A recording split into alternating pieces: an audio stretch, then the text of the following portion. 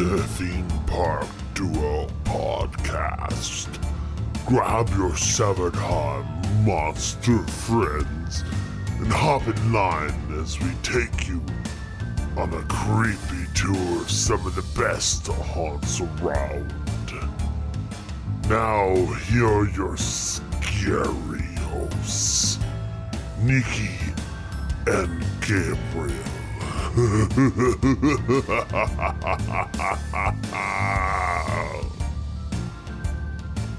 Hey everybody, welcome back to another spooky episode of the Theme Park Duo podcast. I'm one of your hosts, Nikki. And I'm your other host, Gabriel, and we're here to share with you another awesome event that we were lucky enough to attend. Yeah, this week we're talking all about Queen Mary's Dark Harbor. Ooh! I do that because the ship is really haunted. That's your really haunted sound? Yeah, as opposed to not really haunted, which is ooh. I'm glad I know the difference now. Well, just because, just in case, you're really haunted, you might hear that noise. Oh, okay. You never know. Yeah, you're helping millions right now. I am. They should be paying me for my services. Yeah. Just saying. You're not like a ghost buster, you're like a ghost informer. The ghost informer. just to let you know there is one, but I can't do anything about it. Yeah. It's like those commercials where it's like the doctor tells you what's wrong, but he can't fix you. Yeah. You know, something like that. But anyways, yes, we're talking about Queen Mary's Dark Harbor today. Plenty of stuff going on there. Actually, one of our favorite haunts to hit just because of the history with the ship and its characters and actually how darn scary it can be. It's just so much fun. The event as a whole is just so fun and alive and exciting, and it's a small area, so it really is another type of event where anywhere you go, someone's creeping up behind you, someone's gonna scare you. You know, it's super cool. Yeah. It can get pretty intense at times, but it's always so much fun. But before we get to that, we have our Park Peeves segment of the show where we talk about a lot of annoying things that happen at theme parks that we really, really don't enjoy. And we thought it'd be perfect to have a special Halloween edition of Park Peeves. Please, no flash pictures. Please, no running. Keep moving down the walkway, please. Welcome to Park Peeves. There's so many times throughout the night of our experiences that we encounter less than appropriate behavior and less than adequate things in general. I got where you're trying to go with that. You just didn't quite get there. No, I didn't. Let me set it up for you. Okay. These are Halloween events. They're haunt events. They are, by their nature, dark events, right? Yes. Yes? That is a perfect way of setting that up. Yes, there is thematic lighting for a reason. And for those who decide to pull out their phone and turn on their flashlight or try to take pictures with flash on, shut them off! If you have been in Fog Alley this year, you have heard, turn off your lights! Lights off, guys! Turn off your lights! Lights off, guys! Lights off! And they just have to come up with them with a flashlight to tell them to turn it off. We've seen it across all of the different events we've gone to. It doesn't matter. If there's a dark place where someone has the possibility of scaring you, some idiot is going to turn on their flashlight on their phone. And now every idiot in the world has a flashlight just on them at all times. And then inevitably, when you have that flashlight, they put it up on a monster's face. It's like, come on, guys. It's rude. You're blinding these actors who have to perform well and have good depth perception in the dark. Depth perception is important. Yes, especially when you're sliding. And so it's just it's rude, it's disrespectful to the scare actors that are working. It's obnoxious to other guests, and it is completely useless. It doesn't help you at all. It makes it worse when you're in the fog anyway. Yeah, it doesn't help anything. So please, please, please, everyone out there, turn off your flashlights. Turn them off, or I will turn them off for you. Which either means I will literally grab your phone and turn it off and hand it back to you, or I'll grab it and smash it. You won't do either of those things. I'm gonna wreck it. You're just gonna yell, turn off your lights, like everybody else. I'm gonna smash your phone, bro. I'm gonna bro out on them and just like turn my hat backwards and smash it over anything that's close, which may just be on like my leg or the something. Floor. Or the floor. Yeah. Floor is much harder than my leg. Thank you for that suggestion. Moving forward, out of Park Peeves, let's talk everything Queen Mary's Dark Harbor. This event is rather impressive. For its small footprint, it offers so much and really makes it feel like it's a much bigger event than it really is. Yeah. You know, it really does compete with the Not Scary Farm and the Universal Halloween Horror Nights, and I actually think that in some ways it does beat them, especially when it comes to the entertainment, but we'll get to that. Yeah. One thing I really love about Queen Mary is this opening moment they have. It's fantastic, and they really get you accustomed to their main characters that they have. Because that is one thing that is... Yeah, and yes, I know, like, the Green Witch is the icon of knots, but she is kind of, like, petered out over the last few years. You know, they're not really using her in promotions and things like that. So really, if you think about all of the haunt events around, the one with the biggest icons, the most memorable characters that come back year after year after year is Dark Harbor. You have the Captain, you have the Ringmaster, you have Scary Mary, you know, you have the chef now. You have Samuel the Savage, Graceful Gale, the Ringmaster, Iron Master. They keep adding more. Yeah, the Voodoo Priestess. There's just so many of them. But like they're all memorable. Yeah, but like top 3, I'd say, are like Ringmaster's up there. Ringmaster, Captain, and maybe Ringmaster, a tie between Captain, like Graceful Gale and Scary Mary. I would put Scary Mary above Graceful Gale to me too. because Graceful Gale doesn't do anything. Yeah, Scary Mary is more memorable. So yes. And I just love that. I love that they have memorable characters that interact with you and talk with you and joke with you and just... Some guy next to us got called a dingleberry. Yeah. because he was wearing brown pants. So that's the kind of humor that you're in for when you come to Dark Harbor. So at the opening above the gates, there's this walkway where the Captain basically starts off the event. The Ringmaster joins in. I think a few other characters join in, like the chef. The chef was up there. That was pretty much it. Yeah, and so he does this spiel. It's the same every year, but I never get tired of it. You know, he goes, "Are you ready?" You know, and he makes everybody kind of like scream, like, "Are you ready?" And we're ready. And then once we have yelled sufficiently, he goes to the other side of the doors and he says, "Monsters, are you ready?" He goes, "Monsters, do you want them to come in?" And then they bang on the door and they scream, and it just gets everyone waiting there, like knowing what's on the other side of that door, and it's so exciting. It's very exciting. And then finally, when they open those doors, they all run at you and you run at them. It's a very, very fun opening moment. It's very reminiscent of Scary Farms where they run at you and run at them. Yeah. But I feel like this... It builds up the tension a bit more as opposed to Knots, which is just kind of a different feeling. It's very much like a ominous, cool moment as opposed to this tension-filled moment. But also... Because it's badass seeing those guys walk out of the fog at Scary Farm. But realistically... We were, 5 people back? We couldn't see a darn thing. Yeah, you can't see it. So, I think the Dark Harbor opening little ceremony caters to more people. More people can see it. More people get to experience it. Whereas I was 5 people back. I'm short. I couldn't see a single thing. And I was kind of peeved the last time I was at Knott's. I turned to you, Gabe, and I was like... Next time, front row or nothing for opening. Yeah, pretty much. Because you're sitting there in a crowd, standing in a crowd for an hour... And you don't get a payoff at the end, except, you're first in line for a maze or 2. Pretty much. Yeah. So after that show that you see at the opening of the event, you go into the event itself. Mm-hmm. And this year, as opposed to a lot of different years, the layout has changed significantly. And that's mainly because of the lack of use of the dome. Yeah. Apparently, they're using it for some other stuff and other things are going on, so they just weren't able to utilize it this year. So Intrepid and Circus, 2 of the mazes that were in the dome last year, got moved out. So they had to move some things around and make things work, get rid of some things. But they did still find room to add more bars. Oh, yeah.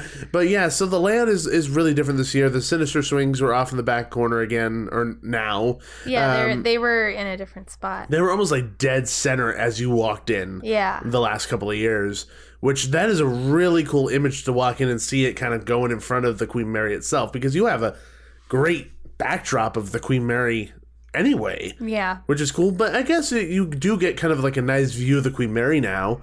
Like, without the Sinister Swings right there in front of you, you get like this big view of the ship, which she really is like the center stage, you know. That's what we're here for. Definitely. Like where the Sinister Swings used to... Sinister strings. Watch out for them. They tie in knots and they never let go. Where the Sinister Swings used to be, there's the stage now, and there were different acts there throughout the night, and there was like park benches around it, which I appreciated the seating, and then the circus maze was directly behind that. And so there was a magician up there at one point. The fire acts were up there. I'm not sure what else was up there. There's quite a few other things. By the way, I just comprehended the fact that you're wearing mini ears.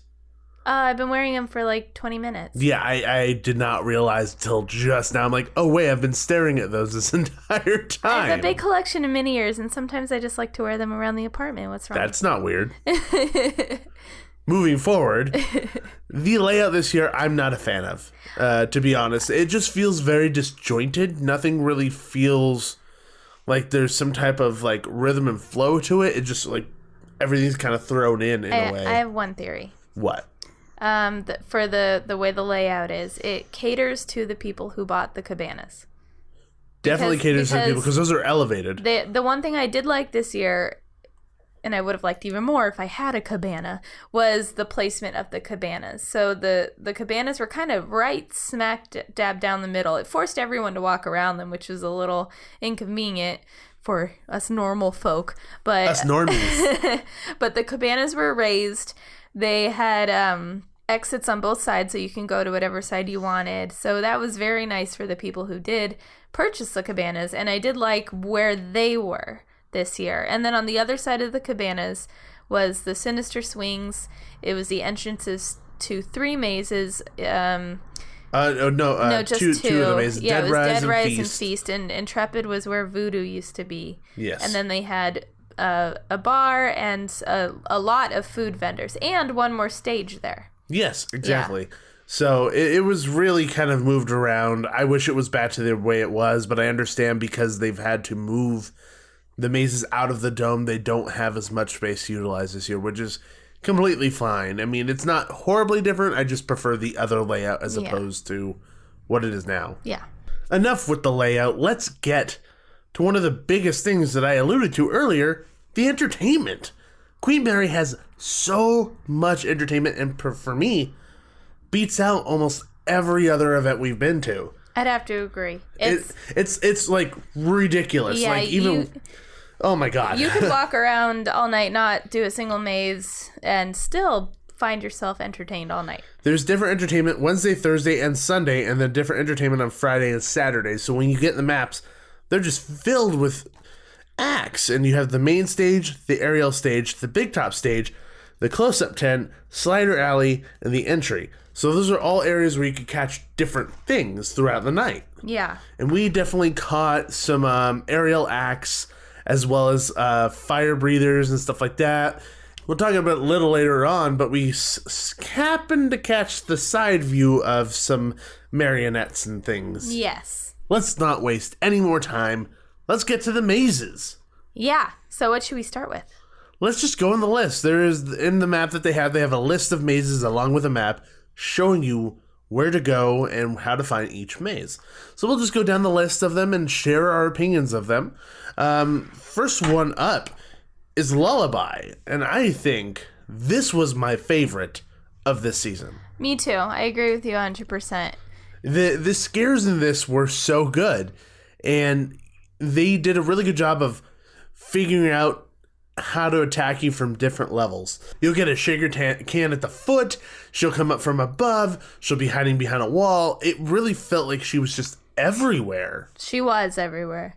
Which is the most terrifying part, because you know that she's somewhere in there, many of her. Yeah. And you can't get away. And what I love about Scary Mary as a character is she's very interactive. She loves talking to you, and there's plenty of points throughout the maze where she'll just walk beside you and say the creepiest crap. Yeah. Which really sets a tone. Yeah, she's super chatty. And I think it says a lot that this maze has been around for years now, and it's our favorite still. You know, it just shows how good it is and how they keep changing it up enough year after year to make it really awesome. Like, they changed the layout a little bit this year. If I had to say one thing about it, is they need a new opening.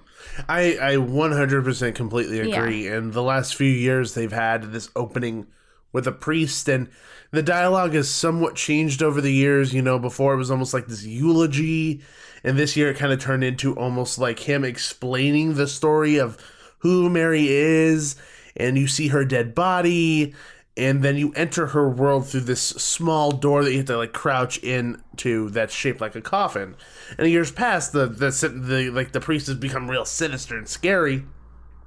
This year, he was kind of just like, good luck, bye. Yeah. Also, we kind of went through this at the end of the night, and all his makeup had sweated off. Yeah, it had significantly sweated off.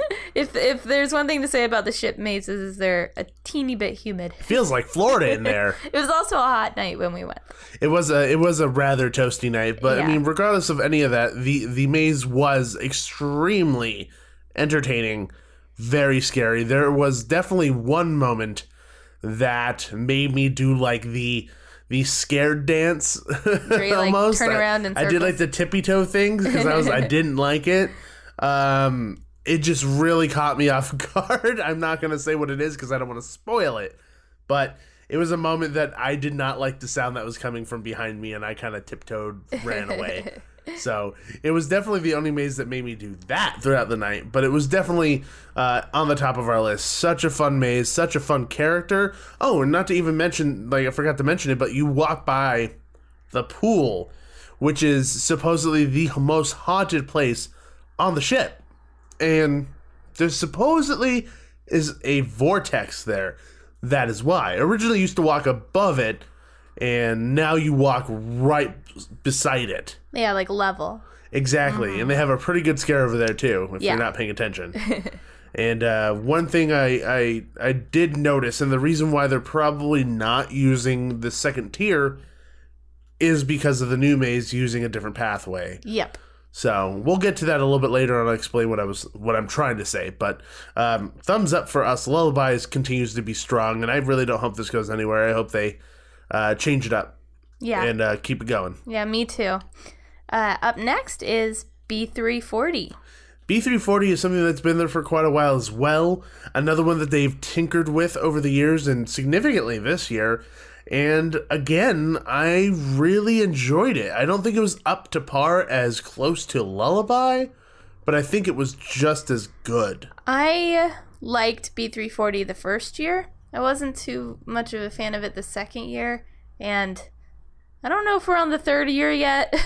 I'm pretty sure we're in the third or fourth year. Well, whatever B340. Whatever year we're on, I liked it as much as I did the first year. Well, that's good. That's saying a lot because of the things they added and the things they took away. It felt fresh and very exciting to walk through it. This maze is much more cerebral than most of the mazes they have here. Yes. It's very much more abstract in ways.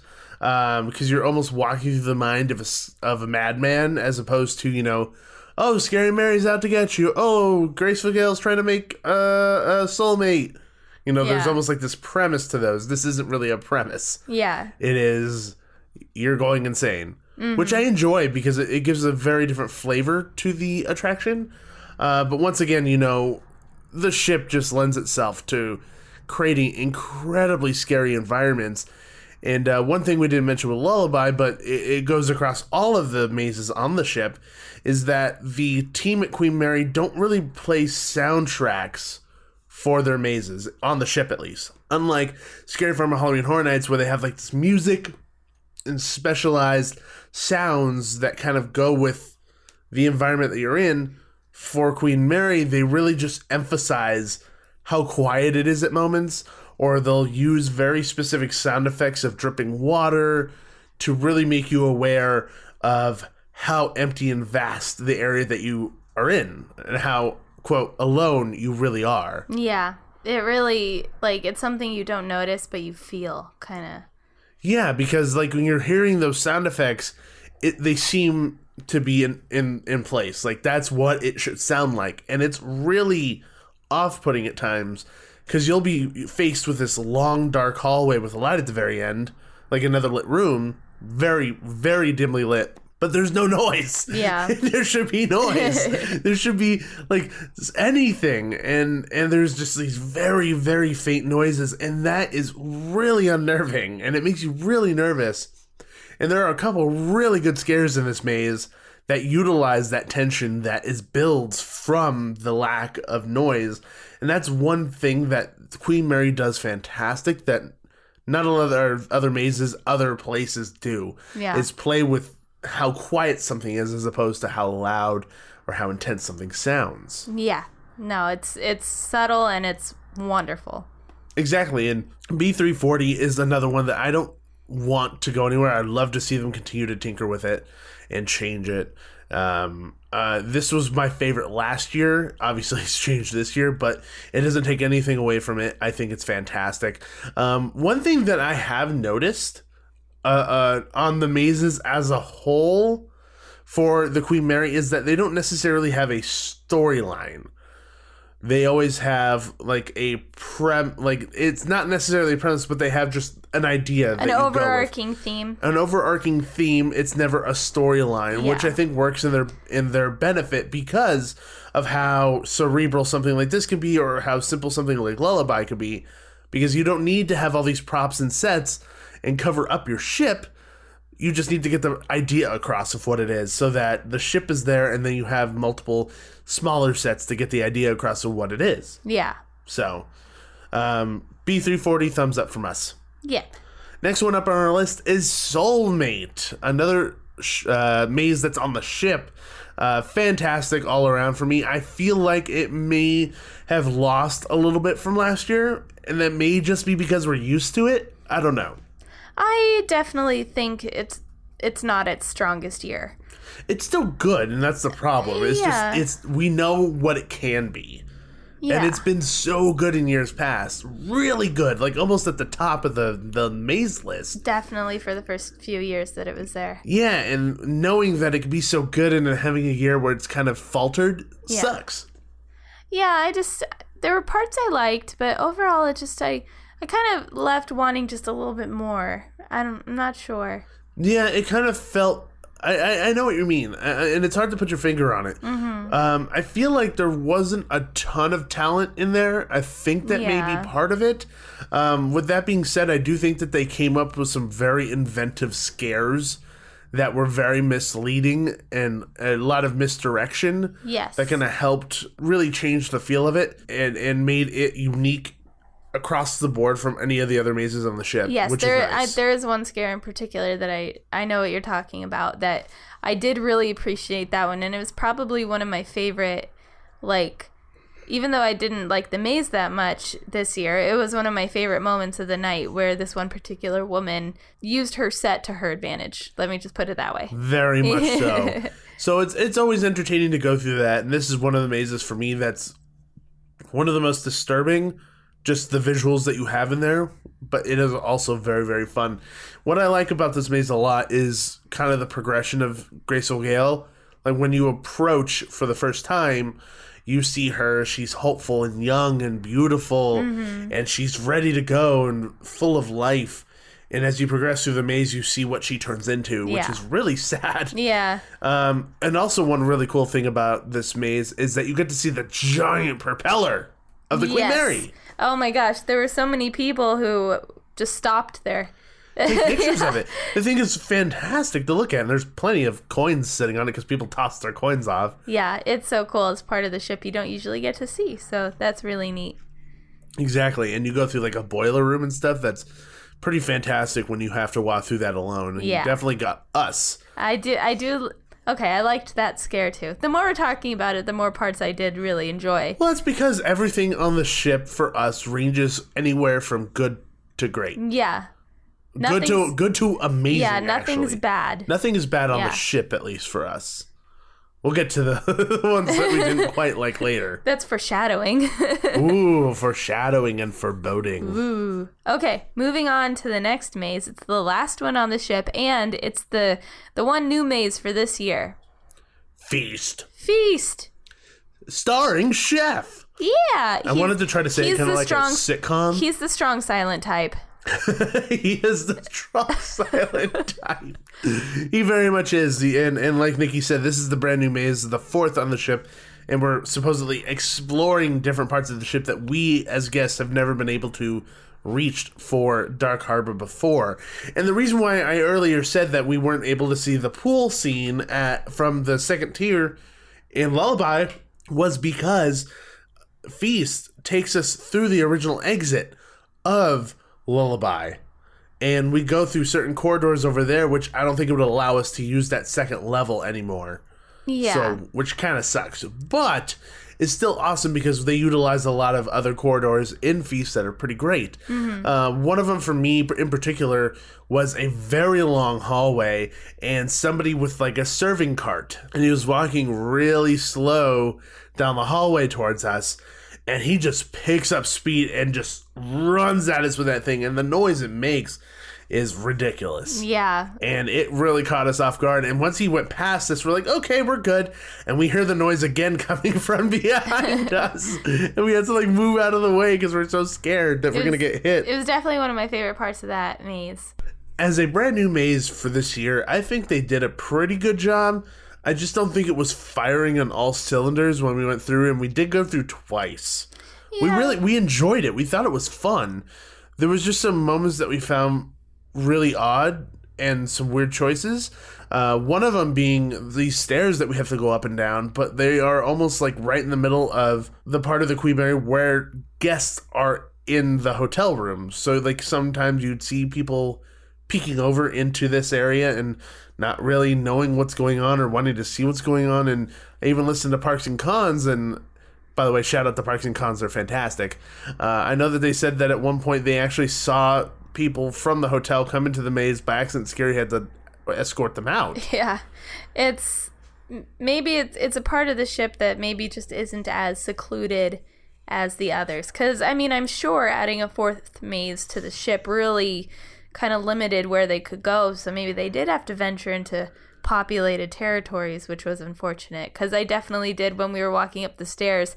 They just had like a sheet, basically, separating one side of the stairs from the normal use side of the stairs, and I definitely saw a head just like, hey, what's going on over there? Yeah, and it kind of takes you out of the moment. A little bit. Also, they need a separate way for their staff to go, because definitely also in that maze the first time we went through, I saw a worker on her break eating a sandwich down the opposite end of the hallway. You did? Yeah.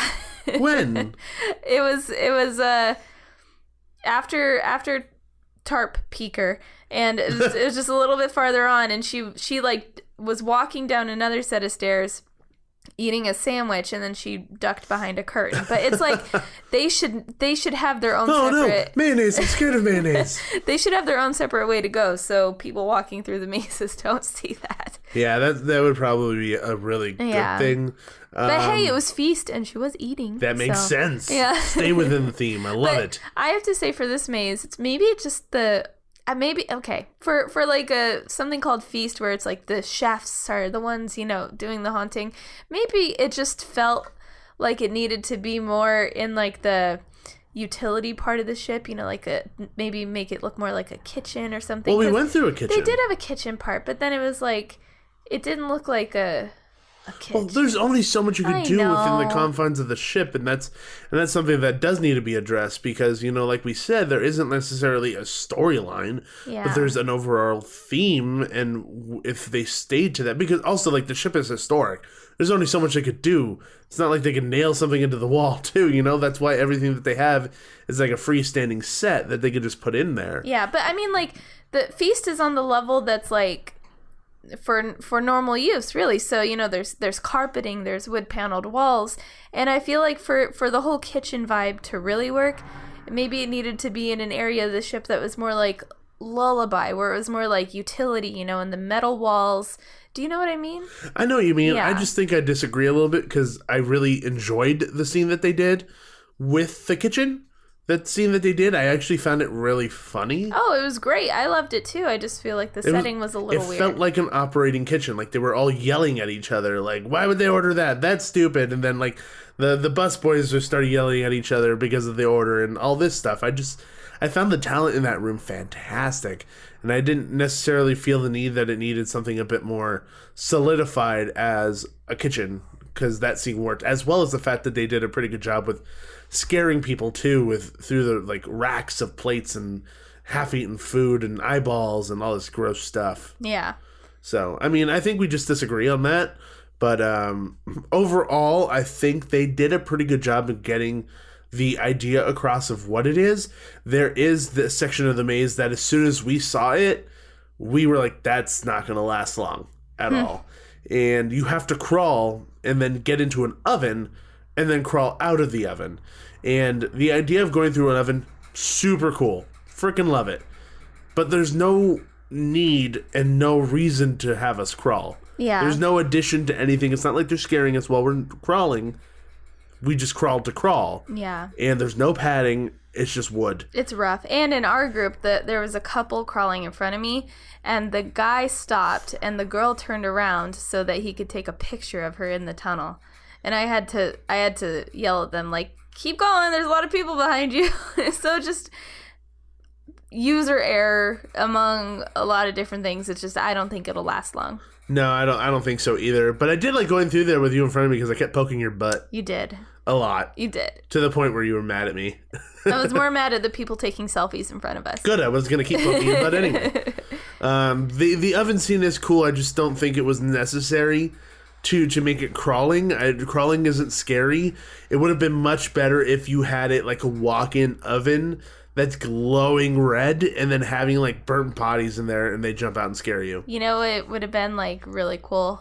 Like never would have happened in a million years. But you know, like those old kid like play zones where they have the like a ball pit, but they have rollers. Yeah. That you have to like slide down. Oh, you would have to go across that? Like if you're on a tray, you know, and then you have to like they like roll you into the oven, kind of like a pizza oven. Oh, that's kind of funny. Yeah. Well, actually, I wouldn't count that out simply because they do have a ball pit. Yeah. One of the mazes. So operationally, yes, that would cause a huge issue, but that does sound awesome. It sounds really fun. Queen Mary, if you're listening, it's a pretty good idea. roller, like. I know, I get it. Food trays and rollers. I know, I get it. Okay. It's like we're at IKEA. And we just roll the stuff on them. Yeah. I hate IKEA. Moving on. In that same maze, there was a moment that we had with the guy who played Chef. Mm-hmm. He actually watched into the maze as we went into the maze. And there was a scene where there was some dead bodies hanging around. And we happened to catch him. He like popped out right there. And one of the dead bodies was a woman's torso with boobs just out there, just boobs. And I was like, ooh, boobies.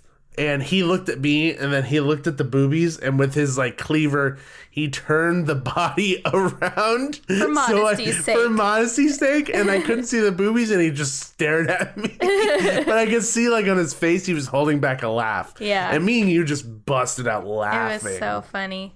It was really, really funny. And I feel like those kinds of moments makes up for other moments in the maze and stuff like that. Overall, I'm not sure what quite the sticking point is with me. It's like I liked it, but I didn't love it. Maybe it just felt a little disjointed. Like I got the flow, I got, the gist, but something just felt like not quite flowy enough for me. Also, I feel like the scares weren't as inventive as any of the other mazes. Yeah. I could easily pinpoint, one or two or three different unique scares that were not copied in any of the mazes, at least through Lullaby, B340, and Soulmate. I can't say that about Feast. Which one had your worst scare of the night? It was Feast. It was Feast. So they had that. They did have the worst scare of the night. Actually, the worst scare of the season so far. Yeah. So in Feast, there's like a freezer portion. Don't give too much away. Well, I mean, there's only so much I could say with just saying them. Just say it's the freezer portion. Okay, the freezer portion gave me the worst scare of my life in any haunt, really. Like, I don't think I've ever, like, made a noise like that before. I know that you knew it was serious because of the tone of voice I used. Yeah. It was very different. It wasn't just a normal, oh, crap, that's scary. It was like a from the bowels of my gut scream. And that was pretty intense, but it was awesome. Like, I couldn't stop laughing because I couldn't believe I got that scared. You were, like, so happy that you got that scared. Because it doesn't happen often. Yeah. For somebody who's, like, a seasoned veteran of haunts, there's not a lot that really, truly scares you. You may still get startled. You may still get, jumpy, but nothing truly scares you. There's only been a few handful of moments in my life where that's actually happened, and this was one of them, and if not one of the best, just because of my reaction. Yeah, it was so genuine. It was wonderful. And the other one was when my niece gave out at Scary Farm.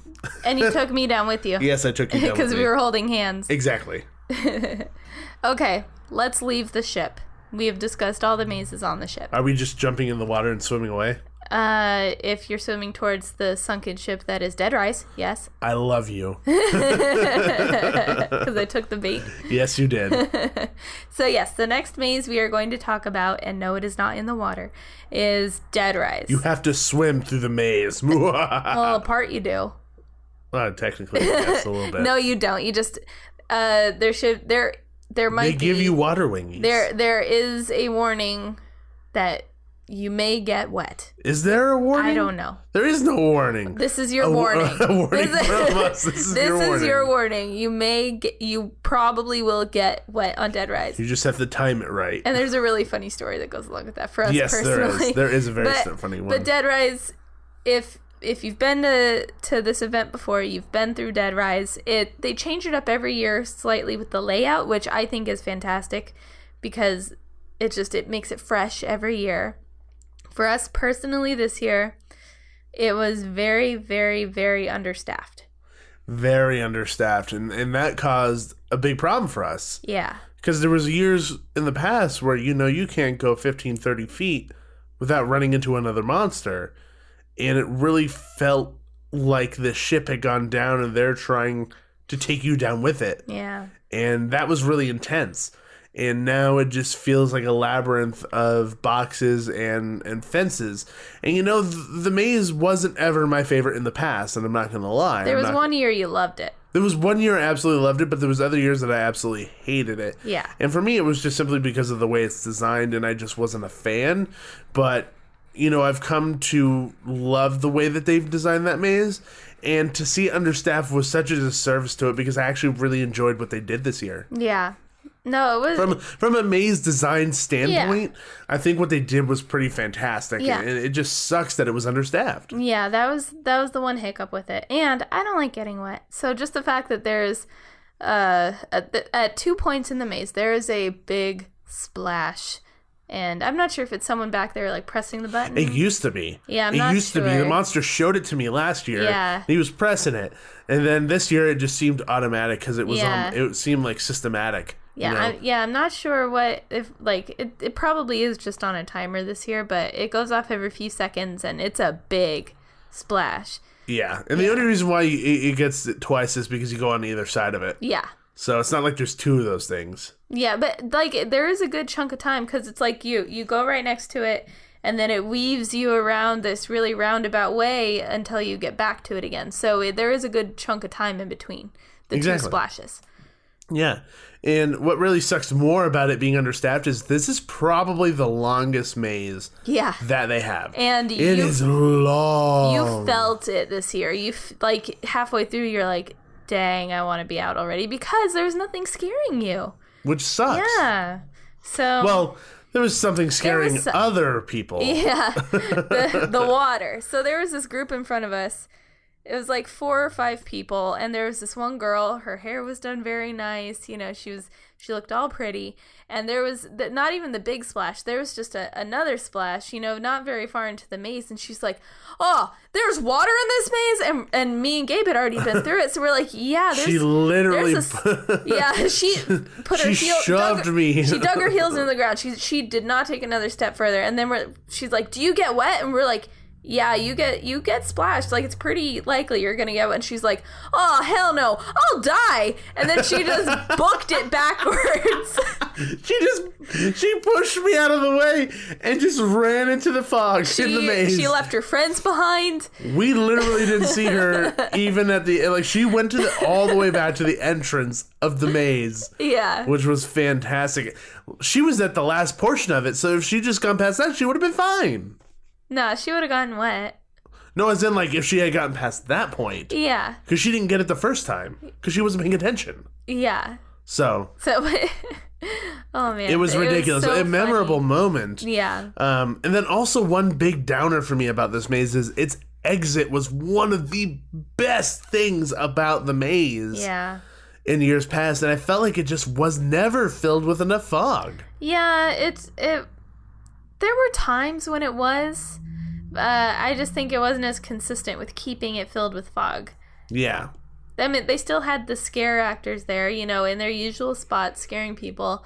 But it just didn't seem as effective this year for some reason. Maybe it was just opening night hiccups. Yeah, I know. And a lot of the issues that we're bringing up with regards to, like, scare actors and certain things like that could very well change. You could have a completely different experience than we did. But we just have to, give the review based on what we experienced the night we went. There's a very good chance we'll go back. So maybe we'll address that later. But at least this is what we've experienced. And maybe things will change. That happens with every haunt. The hiccups and the mistakes and things like that get worked out throughout the month of the event. So that's good to know and good to keep in mind when hearing criticisms of the event. Yeah. And to just be knowledgeable of it. The next thing that we have up is Circus.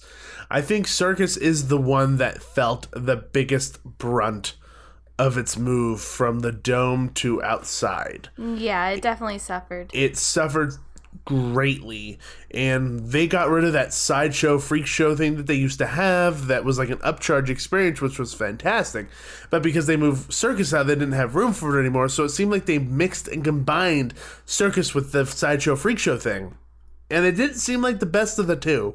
No, it just seemed like Circus lost its grandeur for sure. It just seemed like really like compacted, and they cut out a lot of the best parts, and everything just felt a little bit like cramped, if that makes sense. No, it definitely felt cramped because I know that Circus felt very big before. Yeah. And there was a lot of things going on. It also felt understaffed for sure. They kept the ballroom, which is fantastic, but that whole opening scene for us at least didn't play out the way it should have. Yeah, it wasn't choose your own way anymore. Like the kind of trick. Well, like the doors were there. Yeah, but they just had the one curtain pulled away to clearly the ball pit. Open. Yeah, and then the other way for people that didn't want to use the ball pit. So that was your only option. It was very clear. It wasn't like, oh, what if I go this way? It was like, no, this is the way you go. And the ball pit just kind of it probably wasn't shorter, but it seemed smaller. They weren't different colors, I'll tell you that. No, they were not different color balls anymore. But it just felt a little awkward. They were all blue balls. They were? Weren't they gray? Oh, I you're have no making idea. A joke. Yes, I was making a joke. Yeah, they're gray balls. That's even worse than blue balls. If you have gray balls, you should seek medical attention. They've fallen off. Oh no, that's not good. Oh no, hope you didn't want kids. Well, anyway, back to the maze, and then after that, you kind of go into the freak show area where it's like little alcoves where you see different sideshow creatures, bearded ladies, some bull girl or something. I don't know. There's a few different things. Yeah. And this was one of the mazes that had a secret bar in it, which we forgot to mention with Feast. Feast was the other one that had a bar in it, but it wasn't so secret. It literally was like the first room you walked into. It was like the first room. And then you had the option to buy like a shot or something, and then you just keep on going if you wanted. So it was a little weird. I mean, I'm sure people like going into it probably thought, just the way it was set up, probably thought it was just another, like, set. I bet they didn't realize it was a real bar. Except there's a menu. Yeah, true. But you kind of need that secret, like, exclusive kind of feel to it to make it really feel like a bar. Because otherwise you're just sitting there, chugging a drink while people are walking by. Yeah, which is a bit odd. Yeah. And I think Circus pulled off the secret bar thing much better. It did. Because I'm not going to spoil how you get into it or anything.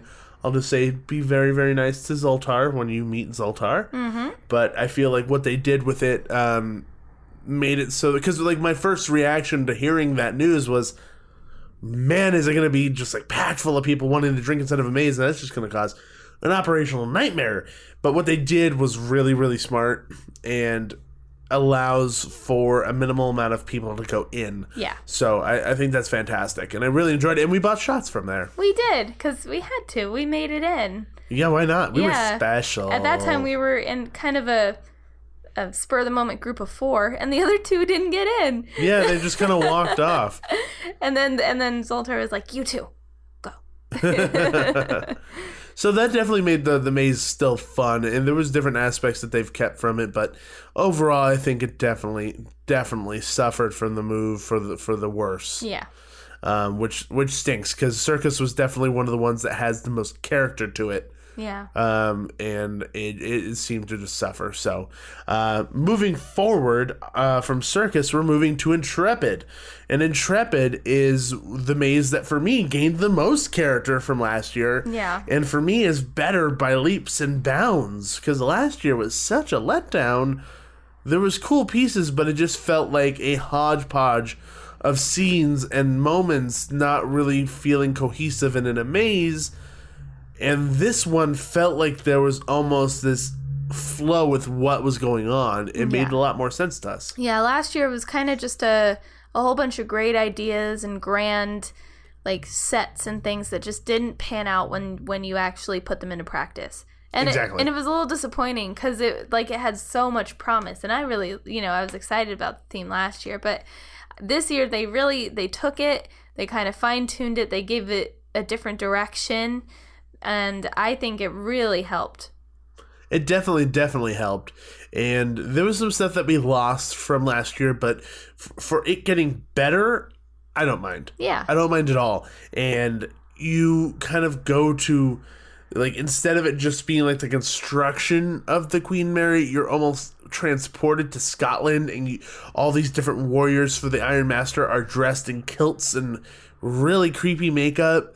You end up in these catacombs and this forested area. It's almost like the train dropped you off there that you see at the very entrance of the attraction itself. At one point, like, you can hear the train, like, through the trees and stuff. It's super cool. It's very, very cool. And we definitely got some good scares in there, for sure.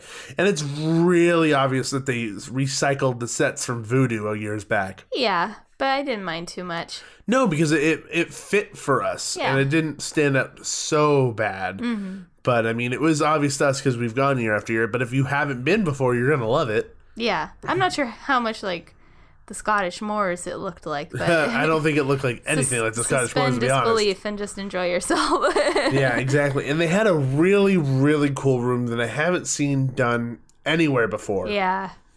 It was a room... Well, they did it during the party, during Midsummer Scream, in like a very small version of it. Maybe they were testing it out. Yeah. But they filled a room with fog, and it was just low-lying fog, and then lasers. So the lasers cut on top of the fog, and the monsters were underneath it. So it looked like they were swimming, coming out of the fog and swimming in the fog. They look like seaweed dolphins. Yeah, it was very unnerving because you didn't know where they're coming from or where they were until they popped up out of the fog, which was fantastic. It was great. Like, I had so much fun in that room. No, it was like it kind of didn't want to leave. Like, it was really entertaining to watch. Yeah, it was really fun. So yeah, Intrepid gets a A for most improved maze this year. Definitely. Very, very much improved. Yeah. And that wraps up all of the mazes that are here at Queen Mary.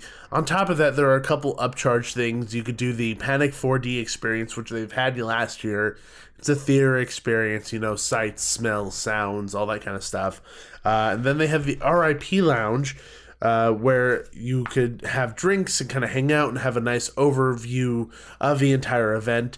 And then also buy tickets for the Sinister Swings, which is essentially just like Carnival Swings, which is fantastic. Yes. And let's not forget about the ice bar. I forgot what it was called. The Meat Locker. Yeah. So that was another upcharge experience, which we should talk about all of the bars in general. Yes, we should. But the Meat Locker was the main upcharge experience for bars. Yeah. And it was a vodka tasting room, and it was one of those like kind of Sub-Zero bars, where you have to put on a big parka, and it was genuinely cold in there. It was 7 degrees, yeah. I believe. Yeah, so not Sub-Zero, but almost. No. And most of the bar was made of ice. The area in which they kept the vodka bottles was made of ice. It was really cool that they had the props in the ice, dead bodies severed limbs in there and stuff. Yeah, it was really, really fun. And we were lucky enough to be given some drink tickets because of the media night, and we thought of using it on that, especially because of how special the experience was. Yeah. And we were not informed of this, but the pours, because it's a vodka tasting, were half-ounce pours, which isn't that much, but when you add up five half-ounce pours, at least that's a little bit more than you're expecting. Or it should be in theory. It should be in theory. The only issue that we really had with it was the fact that each bartender wasn't necessarily being consistent with what the pours were. We saw one of the bartenders that wasn't helping us pour over a half shot and closer to full shots, as opposed to ours, which was less than half shots, which even at a moment she took the shot away from me and poured it back in the bottle. Yeah, she poured. Bad form. She poured your drink, and you were like reaching for it, and she realized, oops, I overpoured, and so she took it back and poured it back into the bottle. That is bad form. Yeah, you realize you're mistaken, you just let it go. You let them have a little bit more, but just the fact that if it was consistent, if every one of the pourers was pouring the same amount, you'd be like, okay, that's just how it is, but for the group right next to you to be getting so much more than you, and you both paid the same price, it's really, really disappointing. So we didn't pay anything. No, but if we had, that's what I'm saying. Had $36 for both of us. It's $18 a person is the ticket price. And that's what you have to pay before you even go in. Yeah, so it's all I ask is, because it is a fun experience. You're paying for the tasting and for the experience, and they have some fun flavors in there. To be honest, they have like Fruit Loops and orange, chocolate, and chocolate and cotton candy and popcorn flavored vodka. So it's overall, I think it's a fun experience. I think the price point is a little high, and all I would ask for is consistency with the pours, because it can lead to very disgruntled customers. Exactly. I mean, I wouldn't mind seeing this come back at a lower price point. Even $15 would be better. Yeah, $15. 18 seems so just rough. With what you're getting, it should be 10, to be honest. It should be. $10 is what it should be. And at $10, I wouldn't be complaining. Because at $10, you're having a fun and new experience. And it's an okay amount of alcohol, because you're not getting a mixed drink, you're getting a tasting flight. Yeah, but all of them added up together, I don't think it was even a full shot. So you're paying $10 for a full shot and an experience, basically, if it was $10. I mean, let's face it, you're paying for the experience. You are, yeah. Which that experience to me is not worth $18. But I just think it needs to be better advertised that you're not going to go in there and get a whole drink. Yeah, I think that was the letdown, because we used our drink tickets on it, and we were expecting to get a little bit more until we got in there. Yeah. And when she poured it, I was like, oh no. Because I was really disappointed, because we could have easily have gotten a beer and gotten much more to drink. And it's not even necessarily about getting more to drink or getting messed up or anything. It's getting your money's worth. It's getting your money's worth in value. Yeah. And for people who are coming here and wanting to get a drink, I don't think they want to get upset and see that they're barely getting anything. And it's not well publicized out front that it's a very skimpy tasting flight. Yes, extremely skimpy tasting flight. So I think that's where they need to improve on it, but I do think the experience is very fun and extremely unique, because no other haunt has that. Yeah. So I would love, like I said, I'd love to see it stay and just have them change up the price so that it matches the experience as well as the amount of alcohol that you're truly getting. Yeah. So the meat lockers, interesting for sure. And the other bars that they've had at the event in general, it seems like it's increased year after year after year. And I don't know anybody who's been to Queen Mary and said, you know what this event needs? More bars. I will have to say, though, that the lines for the bars weren't too bad because there were so many of them. So, but it was also opening night, and the night was just kind of thin in general. Yeah, but if I could say that there was any plus to more bars, is shorter lines. True. Over. Very much shorter lines, for sure. But I did feel like the bars took a front seat to the mazes this year a little bit. I think, yeah, a little bit. I mean, there were upgrades to the mazes, which is fantastic. But there was a lot of moments where I was thinking to myself, I'd rather have 6 more scare actors in this maze and 3 less bars. Yeah. Because you have fantastic mazes and wonderful maze design and things like Dead Rise, but you do yourself such a disservice by understaffing it. Yeah. And I'd rather see the money going to pay those scare actors than it is to pay a bartender. I did like the bar and circus, though. That can No, the stay. bar and circus is fantastic. I think that's unique and different and fun. That goes into the maze, though, is the thing. Yeah. Is that it goes into the maze. The one in Feast needs to be a bit different. Mm-hmm. Like, if that was somewhere else within the maze, like in the kitchen or something, that would have been fun. Yeah. But it was just at the very beginning. Then they have queue mazes, the secret bars, themed bars, regular bars, the last drop, which is a clever name. I don't know. I think you have enough places to get alcohol. Yeah. I just don't think it needs to have that many, and I'd rather see that money be allocated somewhere else.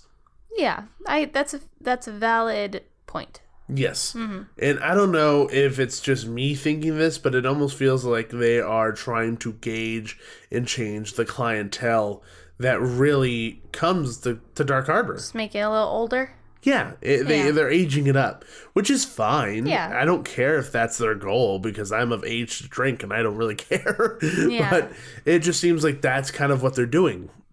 Yeah, and I don't see anything wrong with that.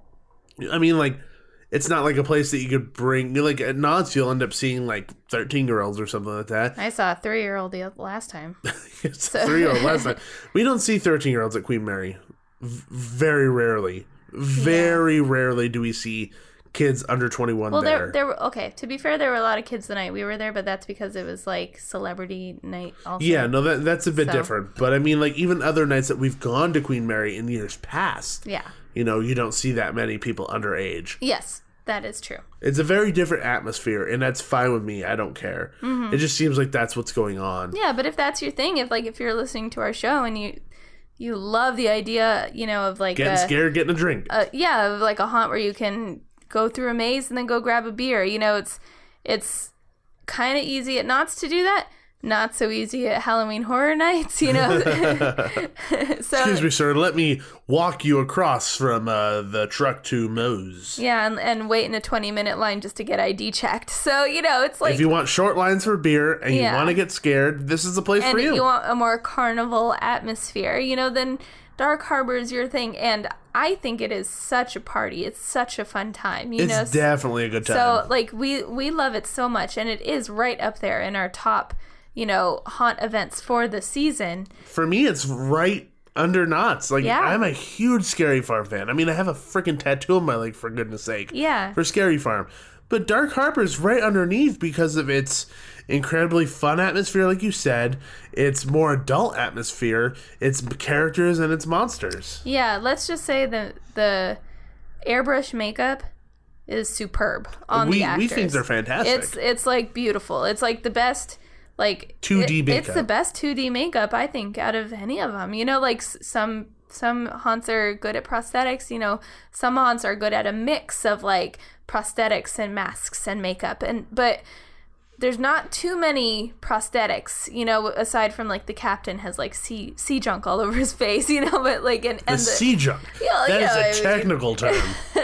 But other than like things to enhance, it's all pretty much 2D airbrush, and it is fantastic. Exactly. So I 100% agree.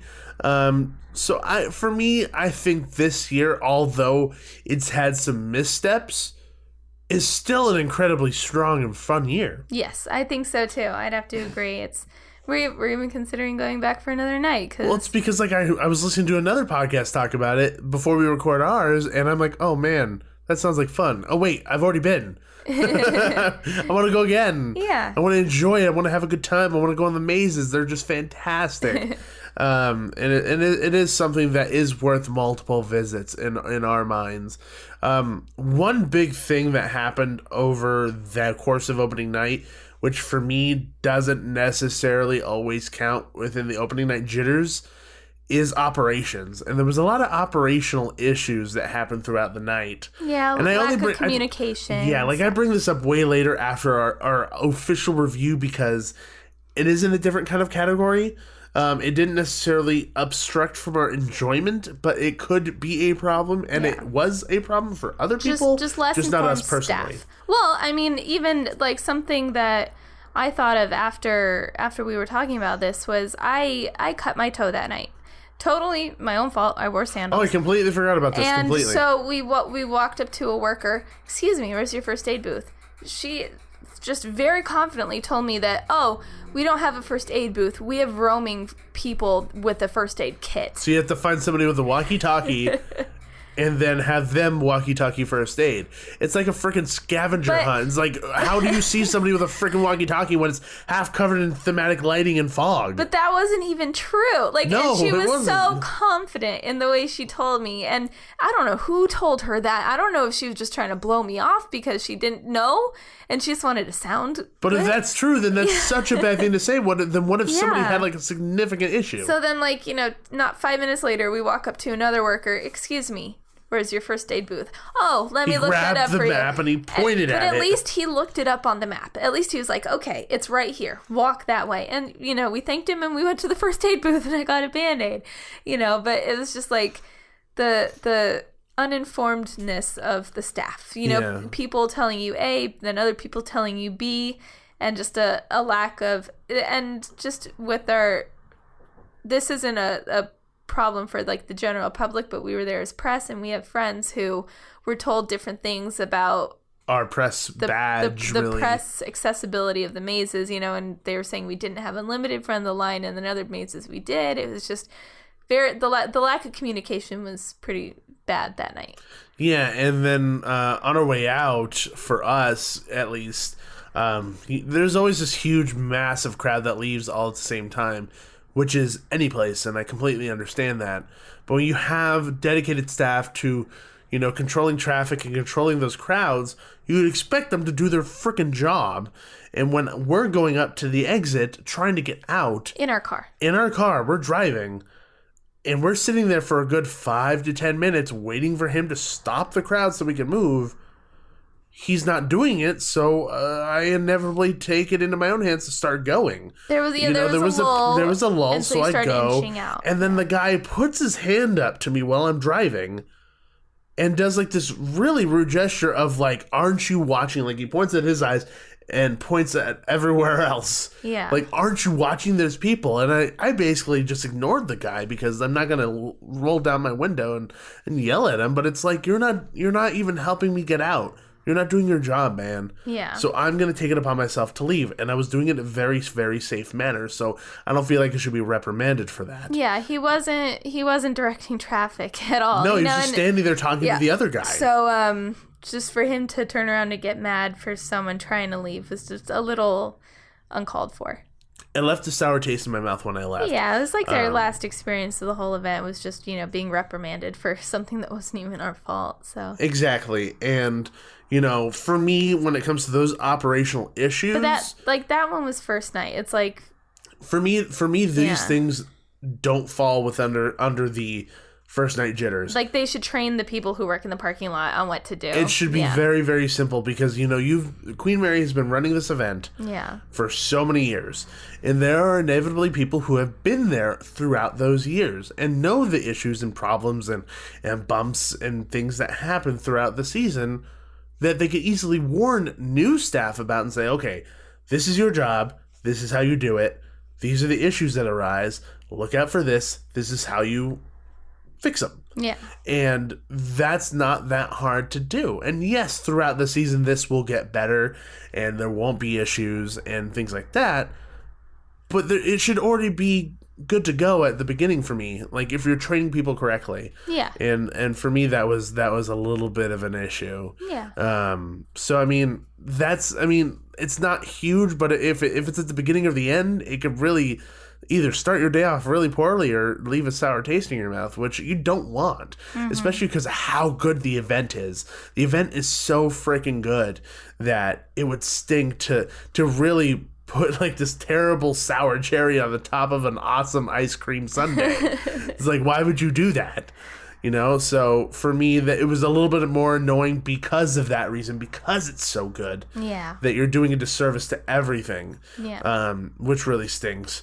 And then also with the event, the parking situation is significantly different this year. The parking at the Queen Mary, the actual parking lot next to the ship, is considered to be premier parking, or what would it be? Well, the sign just said preferred parking. Yeah, the sign just said general parking. Yeah, the sign says general parking, but the website says otherwise. It says preferred parking is the parking by the ship, which is $40 now. Oof. Which is weird because like preferred parking $40. Okay, that makes sense. But then the sign says general parking, which is $40, which blew us away. Like, we were like, oh my god. Yeah.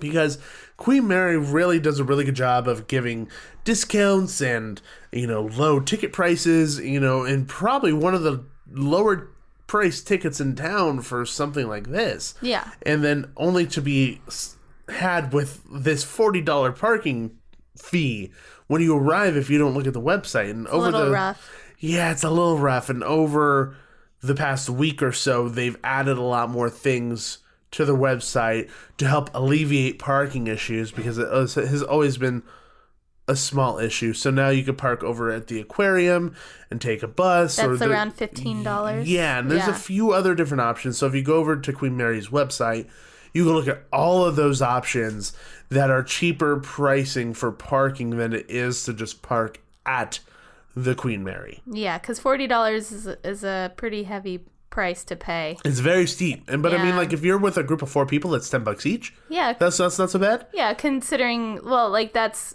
if you carpool. If you're coming from separate places, you know, then that's, oh man, like.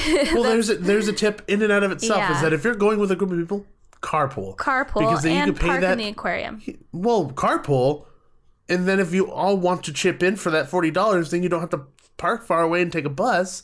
And then it's much cheaper on everybody. It's not like one person's paying $40 or 4 separate people are paying $40. Or if you carpool, park at the aquarium, each person pays $3, and then you can go buy a beer. To me, that $7 is worth parking closer without having to take a bus. Although apparently the bus is a frickin' party. Apparently there's like fog machines and strobe lights in the bus. So if you want a rave on your way to the event, go in the bus. There's no E on this bus. There's no E on this bus rave. Is the name of the bus Rave? I don't know. It might be. I lied. Anyway, it's probably not. You just know that you have options. If you want to park very close and fork over $40, you have that choice. And also there's lots of other cheaper choices that I'm grateful that they also offer, because they could just be jerks and say $40, you're out of luck. There's no other place to park around here, because it's in the harbor. There is no other place to park, you know. So. I'll park in the water. I'll just swim over.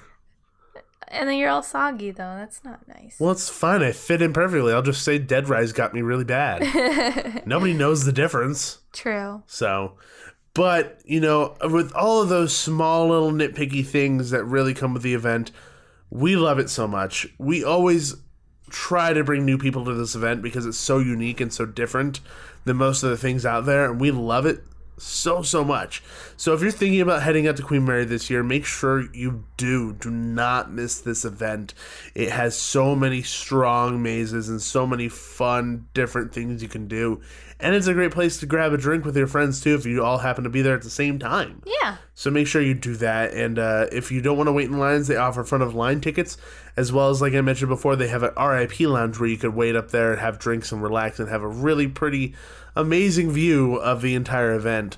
And just don't get scared because there's a big fire blast that happens like right over there, and it like shook me a couple times. I wasn't expecting it, trying to eat my tacos. Yeah. It's like tacos. It was scaring me. So don't get scared of that. But the event is awesome.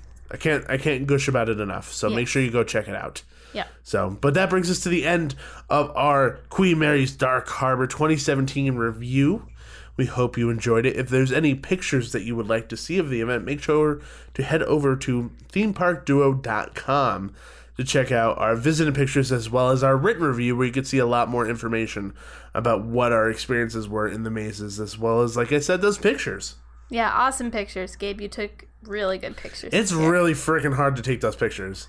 Well, really hard. You did a good job. Well, thank you. It's like taking 1,000 pictures and only 100 of them are good. It's just hoping and praying to the picture gods that something happens. That's good. Well, then you got lucky. Yay, picture gods. May the picture god shine down upon me with great grace and many blessings. Okay. What? I just want good pictures. Can't blame me for that. I feel like you're going to start like dancing and chanting to the picture gods. No dancing and chanting here, thank you very much. Okay. No dancing and chanting. Maybe next year. I promise. But if you're dancing and chanting because you enjoyed our show, you could always leave us a 5-star. I didn't have any other way of getting into that. Hey, it worked. It totally worked. Yeah. So if you guys enjoy the show a lot, make sure you head over to iTunes and leave us a 5-star written review and help us kind of come up in the standings and make it easier for people to find our show and enjoy it like you are right now. Yeah. Now, Nikki, where can people follow us? You can find us everywhere online at Theme Park Duo. So Facebook, Twitter, Periscope, Instagram, absolutely everywhere. Exactly. And if you want to email us, you can email us at themeparkduo@gmail.com. Now, most importantly, Nikki, where can people follow you? You can follow me on Twitter at NikkiM_313. Exactly. And you can follow me at Laker793 on Twitter. And above all, everybody, most importantly, always remember, there's always a great big beautiful... Jesus Christ! What happened? The book fell off the shelf on the desk. You scared a rat. That was really odd and scary. Yeah. We're okay. Something just fell off of our shelf that was rather odd. Were you playing with the Ouija board again? I wasn't messing with the Ouija board again. After the first time and hearing noises in this room and stuff, I wasn't messing with it ever again. Well, something's going on. I'm not enjoying that. But anyway, let's end the show before anything else weird happens. I'd rather take care of this off air. Okay, back to it, guys. Remember, there's always a great, big, beautiful tomorrow. See ya.